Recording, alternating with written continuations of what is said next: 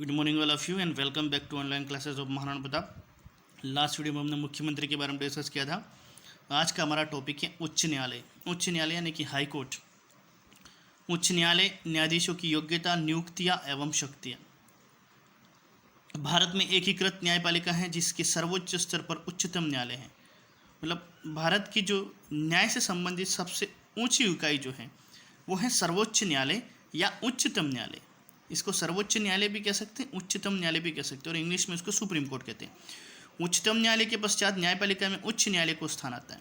तो सबसे ऊपर सर्वोच्च न्यायालय यानी कि सुप्रीम कोर्ट, और सुप्रीम कोर्ट के बाद में उच्च न्यायालय यानी कि हाई कोर्ट। सर्वोच्च न्यायालय या उच्चतम न्यायालय का मतलब होता है सुप्रीम कोर्ट, और सर्वोच्च न्यायालय का मतलब होता है हाई कोर्ट। तो सुप्रीम कोर्ट के बाद में जिस कोर्ट का नंबर आता है उसको कहते हैं हाई कोर्ट, उच्च न्यायालय। राज्य स्तर पर सर्वोच्च न्याय संस्था उच्च न्यायालय है। हर राज्य में न्याय से संबंधित सबसे ऊंचा जो स्थान है वो किसका है? उच्च न्यायालय का। अनुच्छेद 214 के अनुसार प्रत्येक राज्य का एक उच्च न्यायालय होगा। 2 या अधिक राज्यों के लिए भी एक न्यायालय हो सकता है। वैसे संविधान में ये लिखा गया है कि हर राज्य के लिए एक उच्च न्यायालय होगा, लेकिन अगर जनसंख्या कम है, दबाव ज़्यादा है, तो उस कंडीशन में एक से अधिक राज्यों के लिए भी एक हाईकोर्ट हो सकता है। जैसे 7 सिस्टम नॉर्थ ईस्ट की बात करें, उत्तर पूर्व भारत के राज्य जो छोटे छोटे राज्य है, तो वहाँ कई सारे राज्यों के लिए एक ही हाईकोर्ट बना हुआ है। भारत में सर्वप्रथम उच्च न्यायालय 1862 में कलकत्ता, बॉम्बे एवं मद्रास में स्थापित किए गए। टिक लगाना इसको, वेरी वेरी इंपॉर्टेंट। तो भारत में सबसे पहले हाईकोर्ट कहाँ खोले गए थे? 1862 में कलकत्ता, बॉम्बे और मद्रास। 1866 में इलाहाबाद उच्च न्यायालय की स्थापना की गई।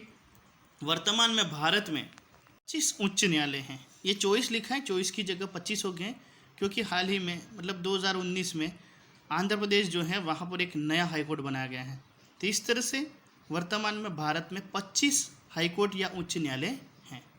आंध्र प्रदेश के अमरावती में एक 25वां उच्च न्यायालय जो है उसको खोला गया है। बात करते हैं उच्च न्यायालय का गठन। अनुच्छेद 216 के अनुसार प्रत्येक उच्च न्यायालय मुख्य न्यायमूर्ति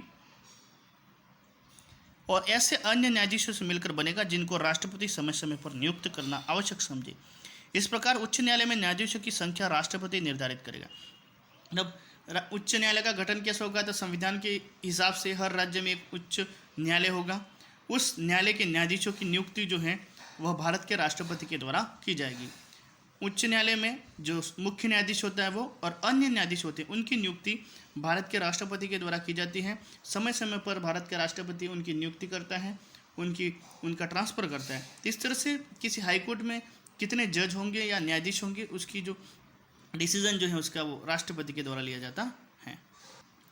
न्यायाधीशों की नियुक्ति कैसे की जाती है?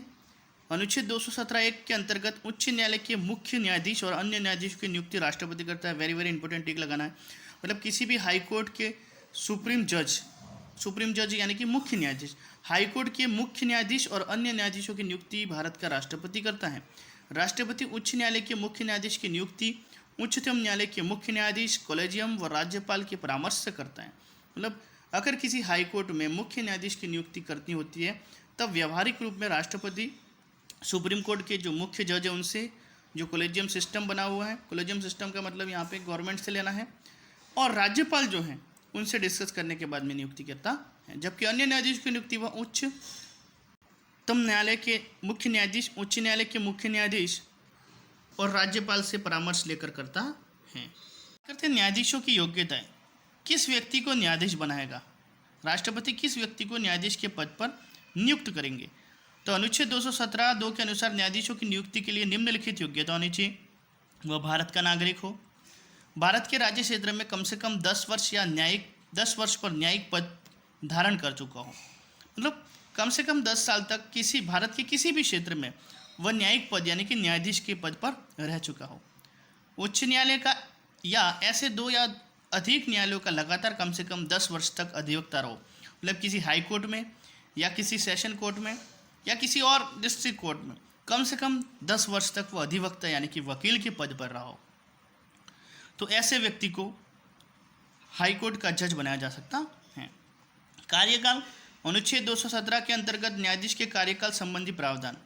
अब कार्यकाल क्या है? वो कब तक अपने पद पर बना रहेगा? अगर हाईकोर्ट का जज है तो वो 62 वर्ष की आयु तक अपने पद पर बना रहेगा। न्यायाधीश राष्ट्रपति को संबोधित करके अपना त्यागपत्र दे सकता है। लेकिन अगर समय से पूर्व न्यायाधीश अपने पद से मुक्त होना चाहे तो राष्ट्रपति को अपना त्यागपत्र देकर भी मुक्त हो सकता है। न्यायाधीश को संसद के दोनों सदनों के 2/3 बहुमत से पारित प्रस्ताव के बाद राष्ट्रपति के आदेश द्वारा हटाया जा सकता है, जिसको महाभियोग प्रस्ताव कहा जाता है। तो न्यायाधीश को हटाने का प्रस्ताव, उसके खिलाफ महाभियोग प्रस्ताव लाया जा सकता है अगर संसद के दोनों सदन, लोकसभा और राज्यसभा, उसको 2/3 बहुमत से प्रस्ताव पारित करते तो राष्ट्रपति उस न्यायाधीश को उसके पद से हटा सकता है। न्यायाधीश द्वारा शपथ अनुच्छेद 219 के अनुसार उच्च न्यायालय का न्यायाधीश राज्य के राज्यपाल या उसके द्वारा नियुक्त व्यक्ति के समक्ष शपथ लेता है। हालांकि हाईकोर्ट के जज को नियुक्त राष्ट्रपति करता है, लेकिन वो शपथ किसके सामने लेता है? उस राज्य के राज्यपाल के द्वारा, या अगर राज्यपाल नहीं है तो उसके द्वारा नियुक्त कोई व्यक्ति जो होगा उसके सामने न्यायाधीश अपनी शपथ लेगा।